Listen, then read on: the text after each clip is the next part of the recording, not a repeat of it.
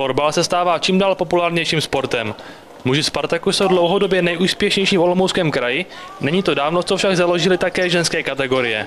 Tým dorostenek se pomalu probíjí dopředu, ačkoliv to nemá v konkurenci velkých klubů vůbec jednoduché. Oddíl dorostenek jsme založili vlastně předloni, takže teď začíná aktuálně druhá sezona tohoto týmu.